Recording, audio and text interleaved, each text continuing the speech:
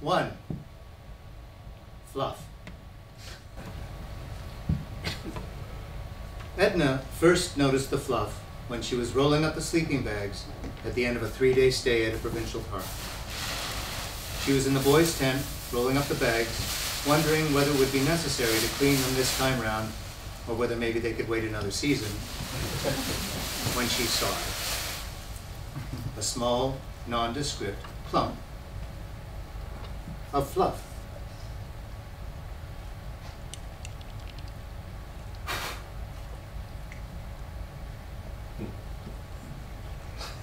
It was almost so insignificant among the general mess that she nearly missed it. But when the little clump did catch her notice, she remembered it because she wondered whether one of the sleeping bags or maybe one of the pillows had sprung a leak. She didn't bother to check any seams just then and likely would have forgotten the fluff had she not noticed even more fluff in her and Gavin's tent. There was quite a handful of it, actually. It was here and there around the edges of the tent, and some was resting on top of the bag she'd brought her clothes in. Just then, Gavin poked his head in. Hey, everything okay here? Fine. He was already withdrawing through the flap when she spoke again. Gavin, Yes? what's this? On the palm of her outstretched hand sat a quivering tuft of fluff. That? It's fluff, Edna.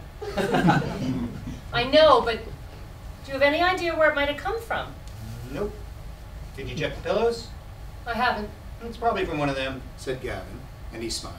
I'm gonna go finish loading up. I'll come back and help in a minute. And he withdrew. Edna held up the fluff so she could see it closely. It was just that. Fluff. She blew it off her hand and watched it settle to the floor of the tent, where it would be swept up before the tent itself was collapsed. And she began to pack.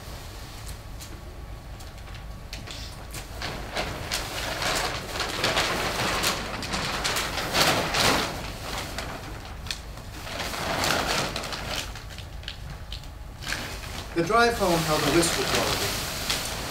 It was the end of the summer, school would resume shortly, and some sort of routine would reassert itself. Edna looked forward to that. As much as she enjoyed them, the holidays were exhausting, though it would only be a handful of years, she realized, before the boys were old enough for summer jobs and would no longer care to spend as much time together. She should enjoy it now while she could. She turned and looked at them.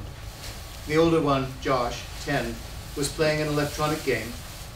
The younger, Felix, 8 years old, leaned against the door, his head in his hand, his cheek melting into his fingers. He looked completely sapped as he watched the world slide by. Then she saw it. Perched on the shoulder of his denim jacket was a piece of fluff. At first, this brought a smile to her lips that she should have noticed fluff earlier, and here it was again. But a moment later, she was bewitched by it. She looked away, but found herself drawn to look at it again. Where had it come from? And how had it ended up on her son's shoulder like that? She looked across at Gavin, staring ahead at the road as he drove them homeward, and she wanted to ask him what he thought, but in her head she heard the answer he gave last time and thought better of disturbing his concentration. Besides, hadn't he been right? Well, he had, hadn't he? And she looked over into the back seat again, and yes, it was. It was just fluff. Perhaps Josh had put it there. And it was nothing. Things escalated the next day. Edna was the first up. She slid her feet into her slippers, happy for a good night's rest in a proper bed, and went down to the kitchen, but for some reason was oblivious at first to all the fluff she was walking through. A fact that was easy to forgive. It was soft and yielding, and in truth was hardly noticeable to the touch, but nevertheless, When she reached the kitchen and the fluff came up to her knees, it was impossible to miss. There it was, just about everywhere. It was on the kitchen table, on the countertops, and there was even some on top of the fridge. Gavin! She shouted from the bottom of the stairs. Come and have a look at this!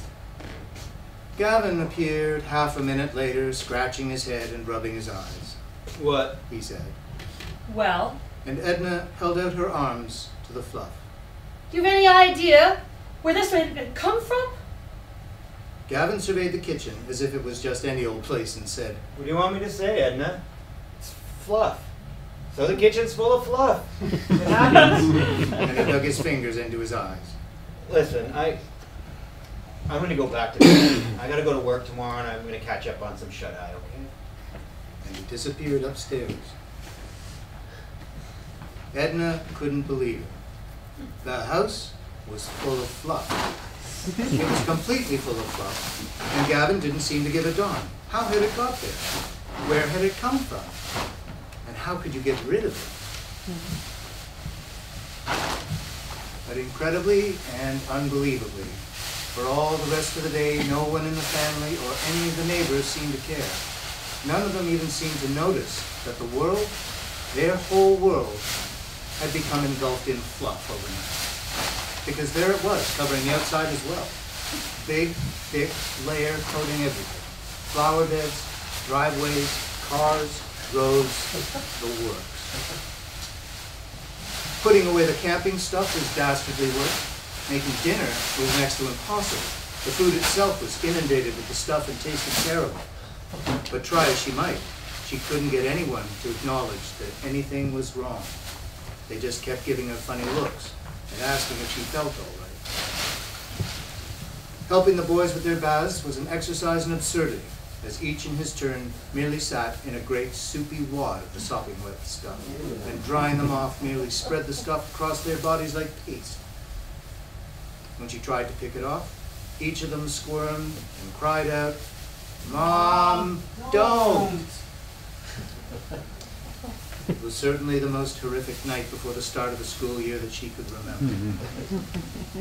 After the boys had slipped into their pajamas and gone downstairs to watch a little TV before bed, Edna rooted about in one of the upstairs closets, looking for clothes that she'd set aside for the boys' first day out.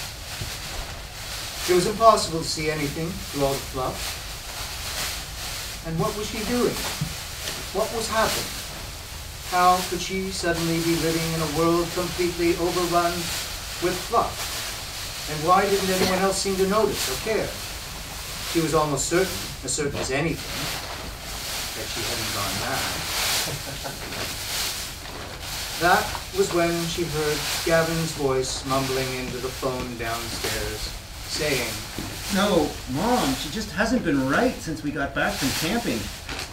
Do you think you could come over tomorrow and see what you think?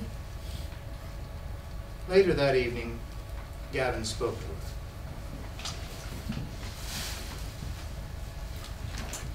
Hey, your mom's coming over tomorrow, okay? Sure. Said Edna, but she couldn't keep his eyes.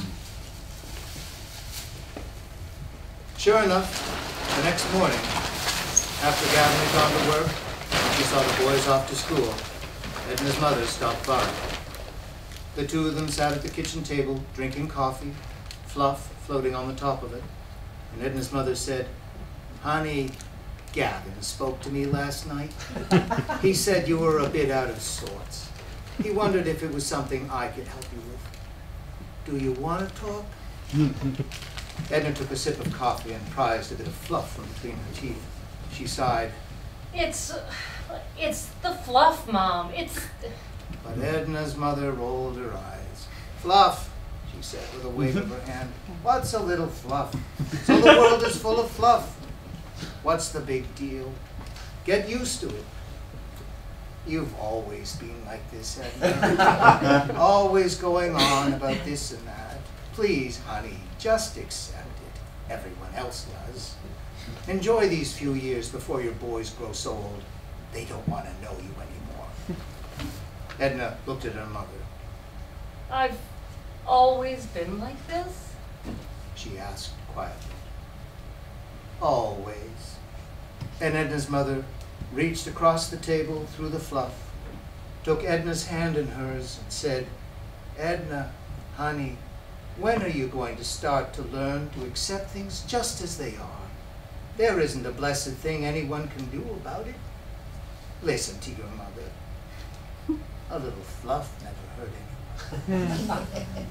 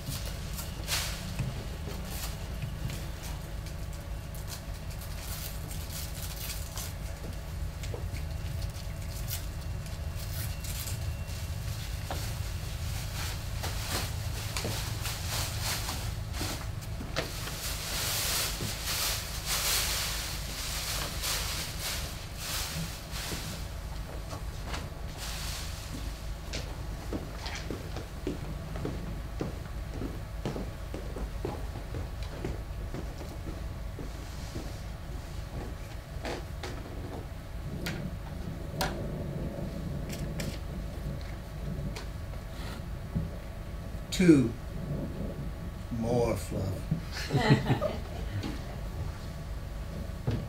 They weren't there for him. It always, always, always came back to this. He might have reacted any number of ways, but when he really needed the money, when having a car would have made all the difference, when a little understanding would have helped, this was where he felt the whole of his extended family let him down.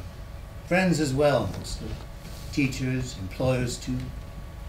He might have reacted any number of ways. Some people became saints. Others festered. He was a festerer. Ronald Reginald Gavin Baines, 23, had the nature that could wither a monument, try the patience of a telephone pole. On the day in question, he was on his way to buy a little bag of illicit weed.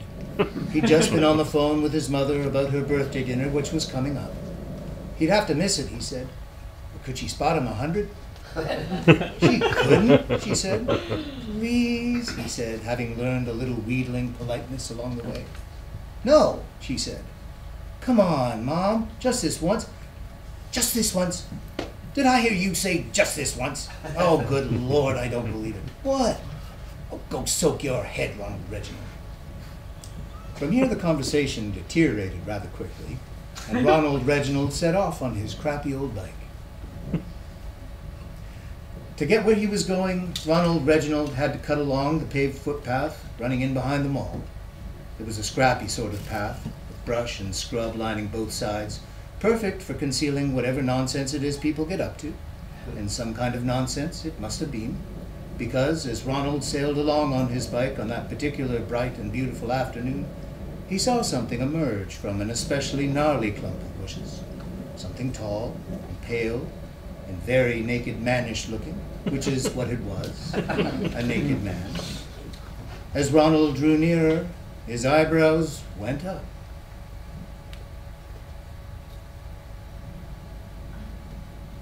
What a sight. And what did Ronald make of this? Did he consider the man might have been mugged and deprived of his clothing? That he might have been having a bad trip on one substance or another? Or that he was suffering some kind of mental disturbance? If Ronald thought any of this, it sure didn't show. He blew past the man on his bike as quick as you can say, "Not my problem." In fact, he may have even muttered those exact words under his breath as he flew by, while at some subconscious level wondering whether his own skin looked anywhere near as sickly white, which it did. A minute later, he gained the end of the footpath and was zipping quietly towards the river. At the river, he was to be tested again. Not that this was how he thought about such things.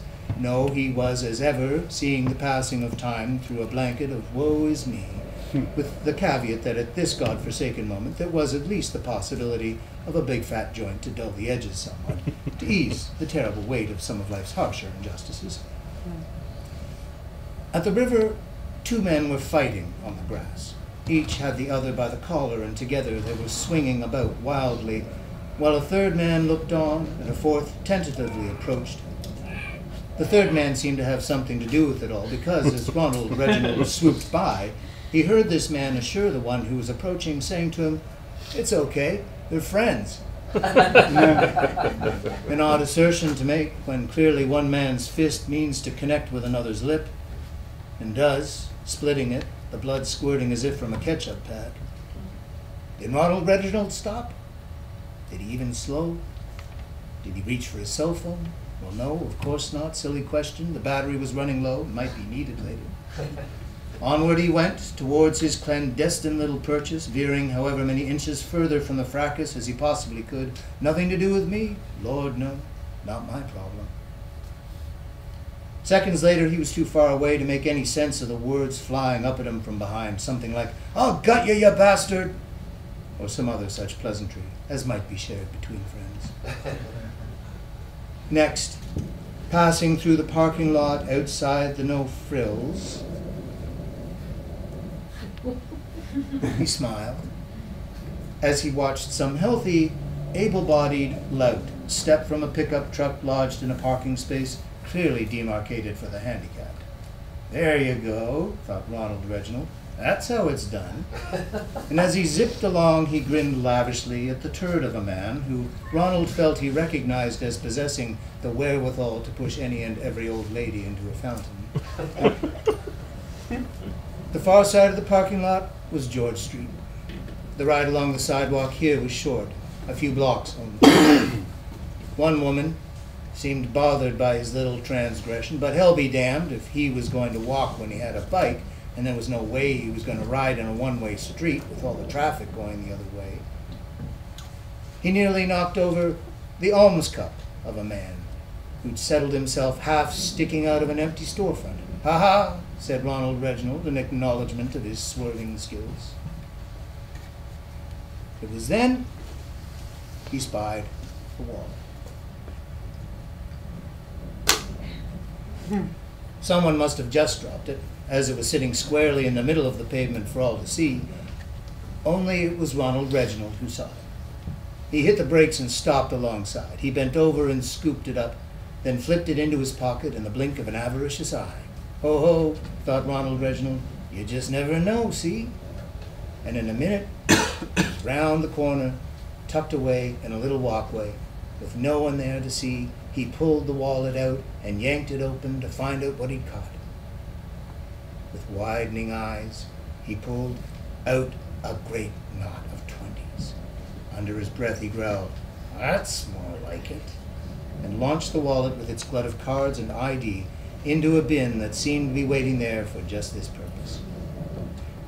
He was coming round to thinking maybe he'd hunt down some OxyContin instead when his phone rang. "Shit," he said, and decided not to answer it. Better to get away from where he was first. And away he went.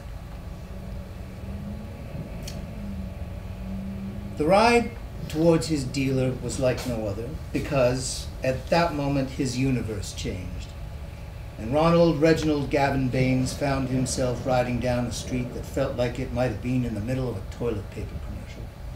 It began with one insignificant speck of fluff, followed by another and another, and before Ronald Reginald could even wonder what the hell was going on, there were great clumps of the stuff falling down on him with no time to even decide whether this was his problem or not. It was like being in an immense goose-down whitehead. His phone rang again. It was his mother. He could barely hear her. "Where are you?" she said.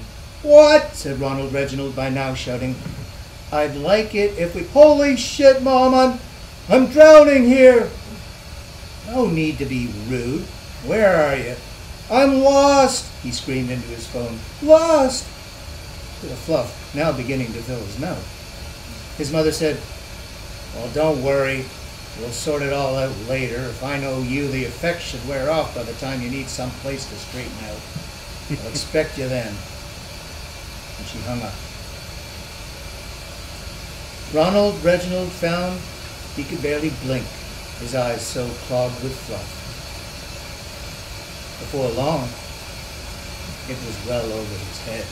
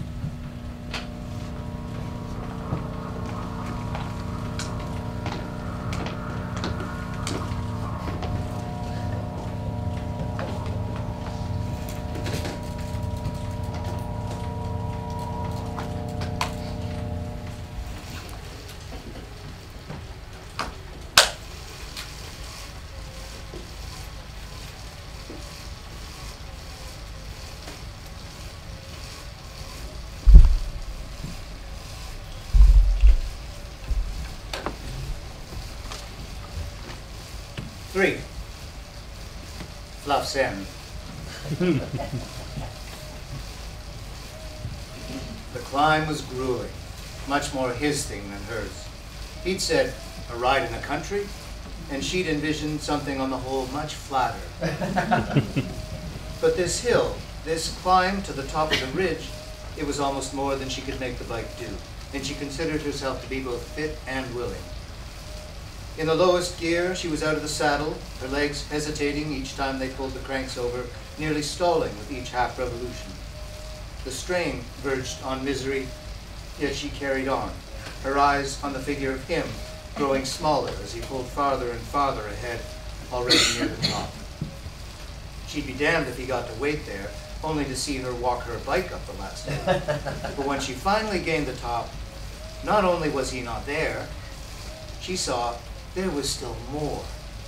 A steep dip followed by another short climb, the pavement now giving way to gravel.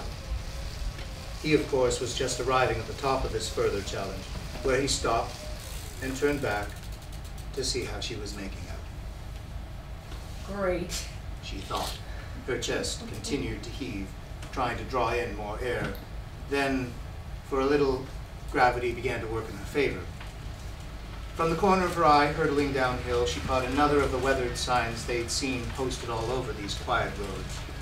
"Stop the wind turbines," they all said. They must have passed a dozen or more of these. When she at last arrived at the spot where he'd put his foot down, at the top of the second climb, she said between gasps, I bet you didn't tell me about that because you knew I would have backed out. her heart was pounding. That? He said, That's a good climb, but nothing compared to some of the others around here. There's a worse one up ahead. he said, smiling. Oh, lovely. You want to stop for a bit before we get to it? There's a nice little area up ahead. The ride's incredible from there. It's gravel. Well, yeah, but look. He said, gesturing above at the enormous trees lining both sides of the road. And behind you. She turned and had to admit the view was stunning.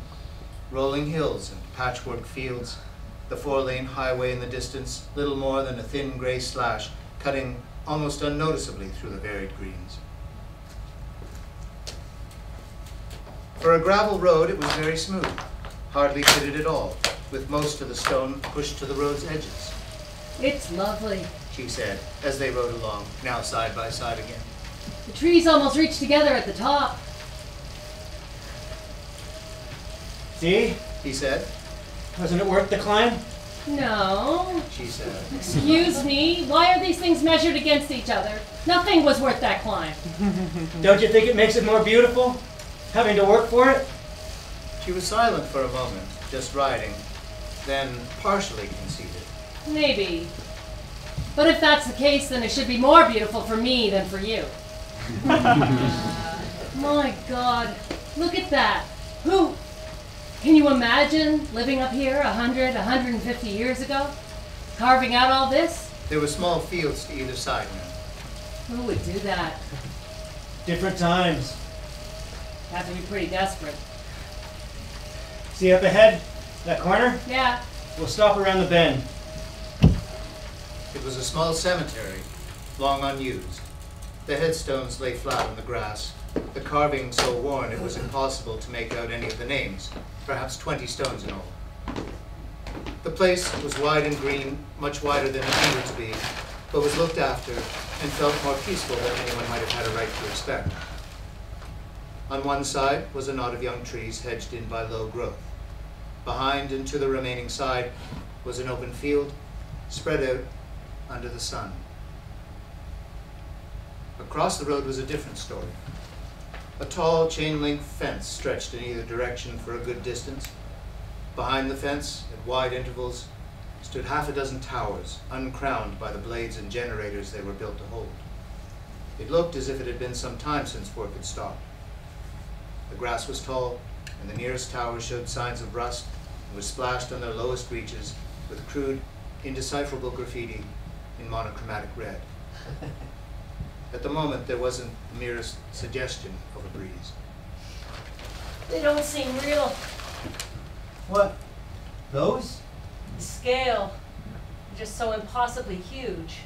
They lay on the grass, the two of them, only a few steps from where they'd lowered their bikes. Between them, they passed a water bottle and a packet of sesame snacks. It's a shame. He said, glancing across the road. All that? For a minute or two, they traced their fingers over the surfaces of the gravestones, able to make sense of nothing. And who are you down there? She said quietly, gently tapping the stone. Wouldn't you like to tell us your story? I don't think we're the company they've been waiting for. But having said this, he reconsidered. Maybe we are. I like it here. It's a good spot. So still. He reached over and put a hand on her shoulder. Sorry about the hills. He said. No, you're not. She smiled.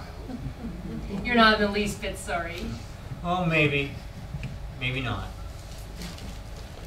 Before long, they were on their feet again, smoothing hands over legs and arms, ridding themselves of whatever tried to cling to their riding gear. They righted their bikes and wheeled them across the road, hobbling awkwardly in their cycling shoes. As they neared the fence, they were able to make out the writing on the small red sign spaced out along its length. The words said, danger due to... Beneath the words was an empty space, a white box. Whatever was meant to be warned against was never filled in. The grasses were thicker here and cut uncomfortably at their calves and ankles. Reaching the fence, the two leaned against it and slipped their fingers through the links. At once, slowly, almost imperceptibly, the air stirred. The idea of a breeze began to lurk through the abandoned towers, and rising on it, as if having awaited this moment, were countless tufts of small white fluff lifting silently into the air. The two looked at each other. Huh. Snow and summer. They stood where they were, watching the progress of the fluff as it made its way towards them. We should go. Not yet. She said. In a minute? He admitted it was unaccountably beautiful, but said once again that they should probably be on their way. They waited, the fluff hanging, almost dangling on the slowly moving air. When the first of it reached the fence and began to slip through, it was nearly impossible to sense the air moving at all. One tuft latched itself to her helmet. Another opted for his arm. The one that landed on her shirt, just inches above her heart, he collected between two fingers and held up for her to see. Make a wish. I hope the next hill is flat. You said it out loud. I don't think it's supposed to work when you do that. Well, don't worry. I know I'm not getting out of this, am I? Wish or no wish. They wheeled the bikes out to the road, straddled them, and began to clip themselves into the pedals. Crap. What? I've got a flat. She said. Oh, He said, unclipping his shoe. I bet for just an instant you felt a moment of relief, didn't you? They returned to the smooth grass of the cemetery, where he turned her bike upside down, removed her wheel, and set to work pulling the tire from the rim. All about them, in all directions, wherever they looked, there was fluff, slowly stealing its way across these silent uplands, touching everything.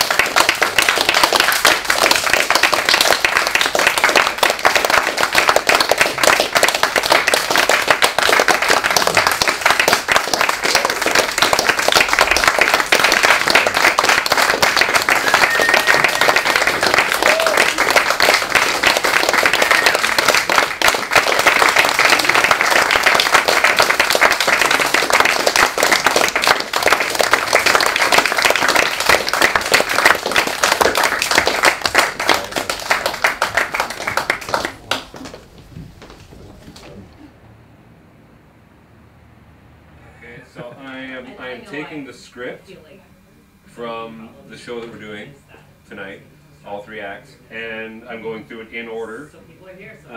So I even put up a Fluff Stories poster first as kind of a placeholder for a kind of title page for what I'm doing, and for the story itself. And then I'm kind of going in a left to right, so that I'm not necessarily following a narrative, but I'm redacting words from the script. So sometimes they'll follow the narrative of the script itself. Other times, if I start with a certain word, I have to reckon with that word now because I don't have another copy of the script. Okay. So if I start with a certain word, I kind of have to just try to make something seem either organic, again, in terms of narrative or not. So some end up being kind of like very airy, kind of surreal poems. Other ones just kind of might follow the narrative of one of those kind of surreal poems. But really, I mean, what it would boil down to is just trying to make what I leave out of the redaction, make it interesting. That's all I'm trying to do. Interesting per page though, so not sequentially. One page doesn't necessarily flow into the other, what I'm doing. If I put another one at the bottom, one at the top, and two in the middle, it actually works perfectly with the amount of pages the script is. And I think it's nice to have the event posters in the middle. Yeah. So this is script 1. This is what I did yesterday, which Alicia just nicely kind of took aside for me. Took all the tape off and made it into, you know, put them in order again, which is nice because Joe already has the page numbers there. So I think I'll give this to Joe if he wants it, maybe both.